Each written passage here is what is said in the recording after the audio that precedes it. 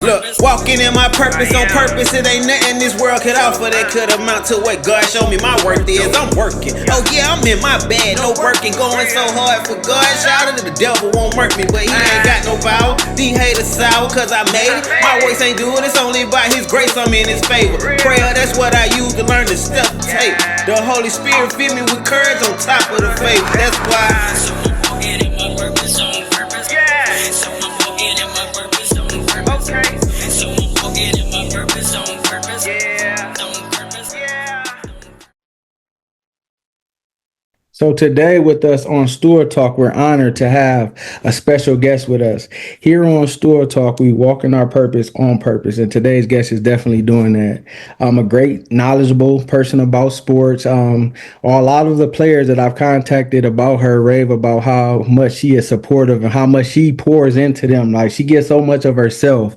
So she's definitely walking in her purpose. Today we have with us the one, the only, Mrs. Tiffani Michel. How you doing today?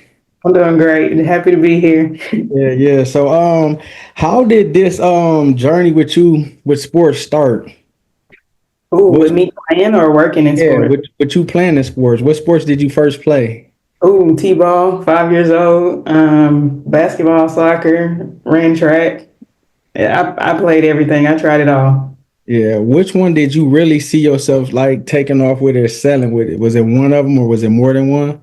I was really good at softball. And then when I got to my junior year of high school, I was like, it's too hot out here. I've always loved basketball. I wasn't good at it immediately, but once I got to like ninth grade is when I started to really get a lot better and honed in on my shot. And so I was like, I love basketball. You can find me outside. It doesn't matter what time it is. I'm outside. Yeah, and what do you love about basketball? Ooh. What don't I love about basketball? It's like the atmosphere, fans. I'm a shooter. Like when the crowd goes crazy, like that's everything to me. Yeah. And what would you be able to say to the young athletes that's their game might ain't developed until later they might have a slow starter, they might just start playing. What would you be able to tell them to help them to encourage them?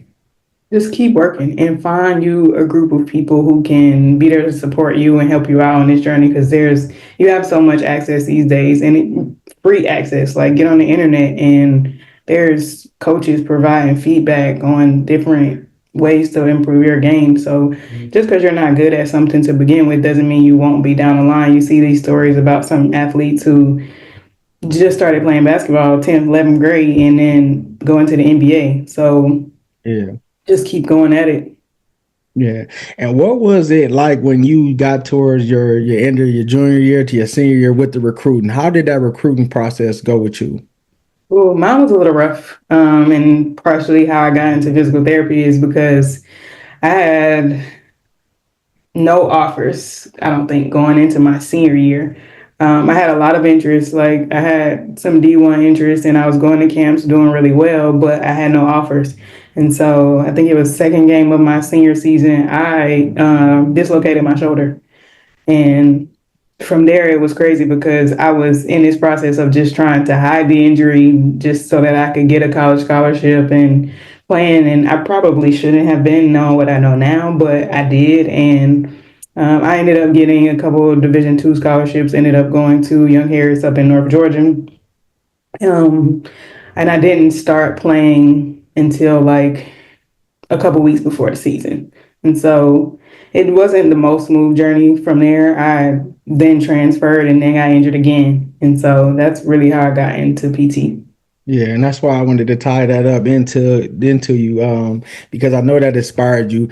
What could you say about the care that you received? Because just like we mentioned in the start of the show, you're so personable, you're so caring, you're so in tune with what you're doing. You can see the love, the passion, not only for the game, but for the player, for getting them rehab. What did you see differently that they weren't doing right? Was it stuff they wasn't doing, or you felt like you needed more in your treatment of how they were handling you and your injuries? Sports rehab, just in general, isn't what it is today. And it's still not the best in some areas.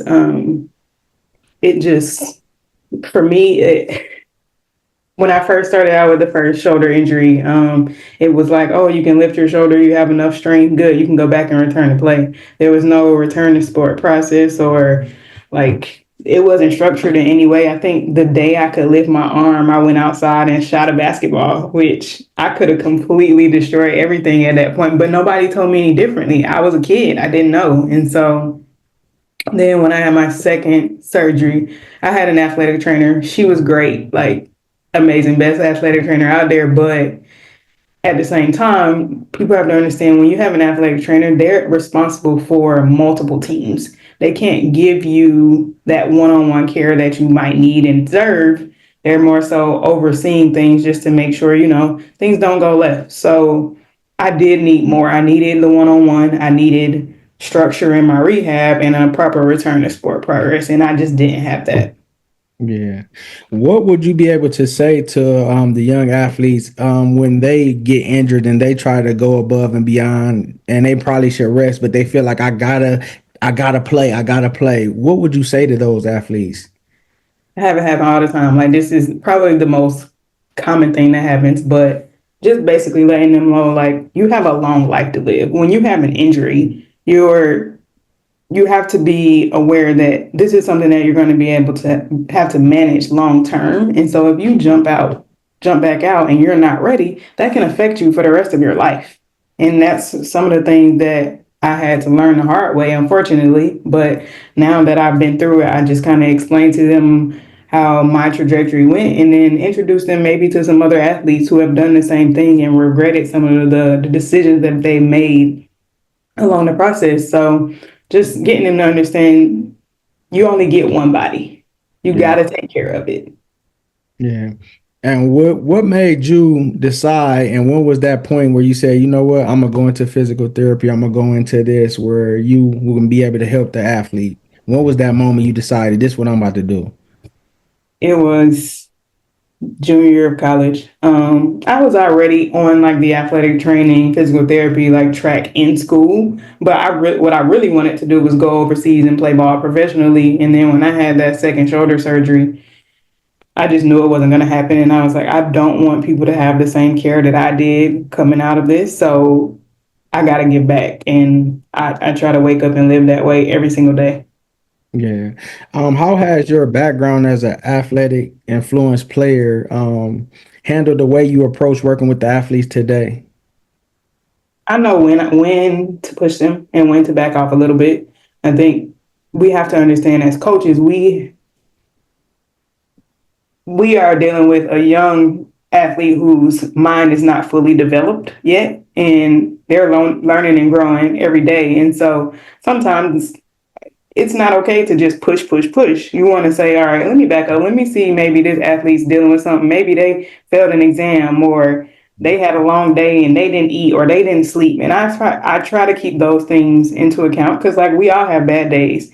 And so it's okay to pull an athlete aside and say, hey, like what's going on? Let's talk about things and maybe not be so hard on them. Yeah. And you go around and you see like it's been a series of events where athletes collapse, pass out, or they were getting pushed too much. What could a coach know and an athlete know, like the signs or different things to realize when it's too much or it's affecting your athlete to where it can cause harm? Yeah. I would say you notice changes in their behavior, like, or if this is a player that usually gives their all, but they just can't. Like, those are the times where you want to put an athlete aside and say, hey, is something going on? Because a lot of times they're not going to come to you and tell you. You have to pull it out of them. Yeah. Yeah, definitely. I noticed too that your model focuses on helping the athletes conquer injuries and dominate in their game. Can you break down what that means? Yeah. A lot of times. So in physical therapy in general, you go to a clinic, you may work with a physical therapist, you may also have a couple other people who are helping your with your care as well, but you're not one on one with them the entire time. So for me, when I get an athlete, they're only going to work with me. You won't work with anybody else, and you get my expertise. So for me, that's like breaking down what are all of your limitations. Where are the things you struggle with? Like a lot of times, I'll ask players, where are the weaknesses in your game? First of all, And where then I go in and find where are the weaknesses at in your body. Like, do you lack hip strength? Do you lack ankle mobility? What is that? Do you lack core strength? And so I'm going in and looking at the player as a whole versus, oh, you came in for your ankle, let me just treat that. No, because it may be something going on at the knee or the hip that we need to address that's leading to what's going on everywhere else. So just also taking into account like nutrition, sleep, what does their family support look like? All of those things matter when dealing with an athlete. You're not just getting, oh, somebody that has an ankle injury. Yeah. And what sets you apart from the traditional physical therapy person or trainer or a person that's, close to the athlete that's rehabbing them? For me, I try to treat all of my athletes like family. Like when you can bring them in and show them I'm here with you for a long time, not just, oh, let me help you get through this injury. The buy-in is different. And the way that they're going to respond to you is different. And so all of my athletes know, like, if something's going on, they can always come to me and I'll help them sort it out. If I can't help them handle it, I know somebody who can. Yeah. And how do you balance the injury recovery process with maintaining and improving their performance? I would say performance type things are usually done in the off season. It's kind of hard right now at high school athletes because they are playing almost all year long. So a lot of the season, example, I've worked with some new players individually this season. A lot of our focus has been on, can we get them from game to game? Can we keep them healthy so that they can stay on the floor?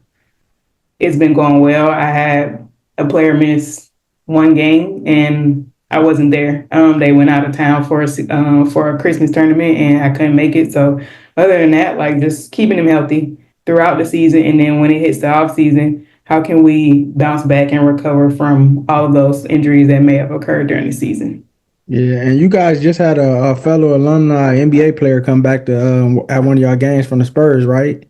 Yeah, Steph Castle. I don't know him personally, but he was there and he gave back. He brought shoes for all of the players, and it was just a cool experience to get to see them, like shake hands with them and take pictures. It was a really cool experience. Yeah, and his other teammate played for Grayson, I think. It's a light skinned guy. His jersey got retired, so that's dope. They both was from Atlanta and they played Atlanta, so that's when they was at their schools. So that's definitely good. What are some common mistakes that athletes make when it comes to injury prevention and rehab? We talked about it already. We're turning too fast, or not buying into the process. Like everybody wants to play in a game, but you have to, when you're coming back from an injury, let's go through training, let's go through practices and build your way up. We might be on a minutes restriction. Everybody just wants to jump back in before they're ready. And to be honest with them, like I've been there. So I know where their head is already. So me just trying to like help them along the way is I try, but I can't. I honestly don't get the last say. Yeah. And this is what I could wait to ask you. What's your thoughts on how basketball shoes is turning from high top, mid top to low tops? Like, what's your thoughts on that? And it's a lot of ankle injuries, not only in high school, but college and pros.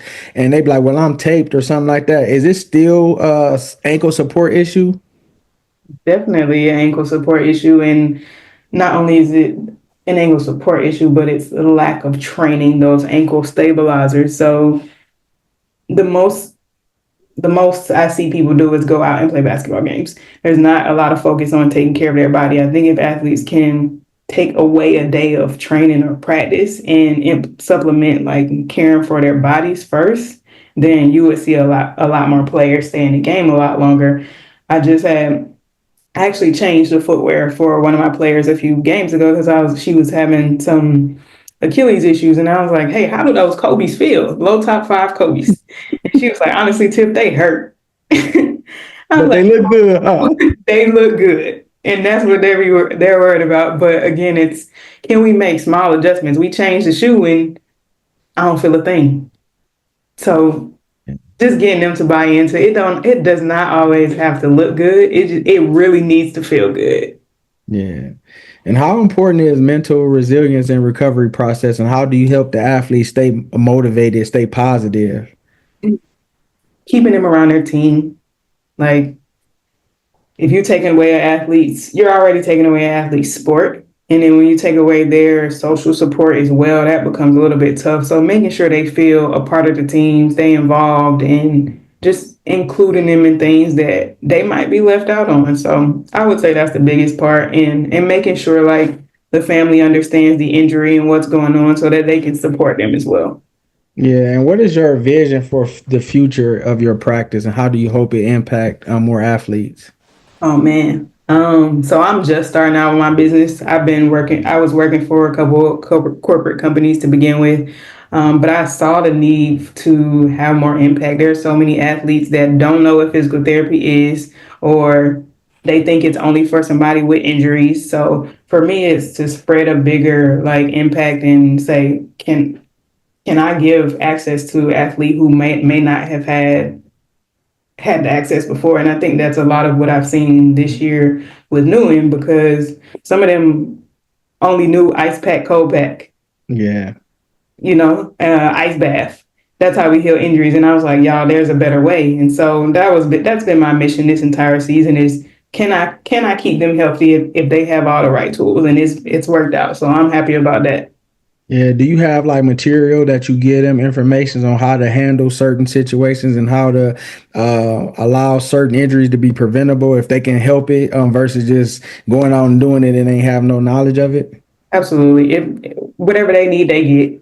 I have a nutritionist on my team as well that I hired. So if there's anything where I feel like maybe I don't think this kid's eating enough, how can we help them like supplement or get a good nutrition plan so that they're ready to go? Because that's a major part of it as well. I find that the kids are maybe eating once a day, and I think like parents are trying, but at the same time, there's a lot going on during the day. You might think your kid's eating lunch and they skip it because they don't like it. So there are so many factors involved that we just don't have any control over. And so when we dive into those areas and let the parents know and bring them together with the child and say, hey, here's how we can make this better, it becomes a much smoother situation. Yeah, and how far do you want to take this? Do you want to just take it at a high school level? Do you want to go on to the college pros? Like, what do you see yourself and where do you envision it? I've been thinking about that a lot recently. I'm still not 100% sure. I know that uh, I love working with athletes from high school to the pros. I mean, if you have somebody like, LeBron who's bought in and caring for his body, I love working with a pro like that. But if I'm having to like rebuild mindset and things like that, that becomes a little bit harder in a pro because they're usually set in their ways. So if I can get a player from high school, middle school, build them up until they get to the pros, that works. I love that. Like you see me passionate about it. That's why, because I want to build a better foundation for what we have right now. Yeah, so if you could work with any professional athlete, who would it be and why? Ron. Yeah, absolutely. Just because I would want to learn so much from him, Yeah. honestly. Yeah, what's your go-to workout or your favorite way to stay active? I love to lift. I love to lift and I love to play basketball. Yeah, if you wasn't in sports rehab, what career do you think you would have? Ooh, photography, videography. I want to make documentaries, and that's part of something I've played with in the past, but I'm getting back into. So I've been creating like highlight reels for some of my players and documenting their rehab journeys, and that's definitely the field I'd be in. That's what I was saying. I was going to ask you about that. What goes into that process with how you want to shoot, record, or film each athlete? Like, where do you get your ideas and creatives when you start to do that process? I couldn't even tell you. I have so much going on in my brain up here, and just a lot of times I have too many ideas. I don't know what to do with them. So for me, it's been a process of like, can I start from day one? Day one, if an athlete's comfortable with me recording their first session, I just try to get as much footage as I can because they don't realize it, but later down the line, they're going to be able to look back at it and say, "Oh, I remember how far I've come." And Yeah. so it brings so much joy. Everybody being able to see those behind the scenes videos and things like that. So whatever the athlete's comfortable with me sharing, I will. Yeah. What's your favorite motivational quote or saying to the athlete for the athletes? I don't have one. I ain't gonna lie to you. I No. do not have one. So what you just do, whatever comes on your head, it just comes off. Whatever I need in that moment is what I'm gonna go to. I don't have like one specific saying. Yeah. And whatever comes to your heart, can you speak something positive to the youth? Yeah. Remember to follow your dreams. You're going to have bumps in the road. That's just a part of life, but you have to keep going. And if there's something in your heart that keeps speaking to you, that means it's meant for you. So you got to keep going for it. Yeah, and can you words of encouragement to them about taking care of their bodies, something that's going to use them to get the scholarship to make them the money? Can you give them words of encouragement on that? Absolutely. Like the best investment you can make always is in yourself. If you're not there to be available, you can't be used. Like your team can't be there. You have to buy into taking care of your body. You only get one. And so the better you can do that starting at a young age. I know people think, oh, I'm young, I'm gonna bounce back. But those things begin to catch up with you. And as long as you build the right network around you, like you'll always have somebody lifting you up to say, hey, this is how I can make things better. Definitely. And we thank you. We're spotlighting you for all your hard work, your selflessness because you pour into the players, you give them so much.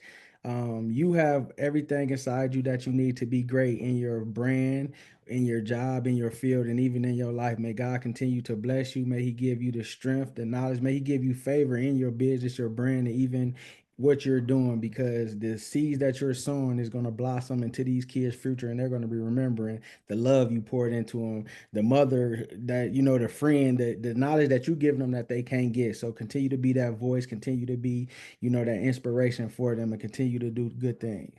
Thank you. I really appreciate you having me on and allowing me to share my knowledge with y'all. Yeah, yeah, ladies and gentlemen, the one, the only Tiffani Michel.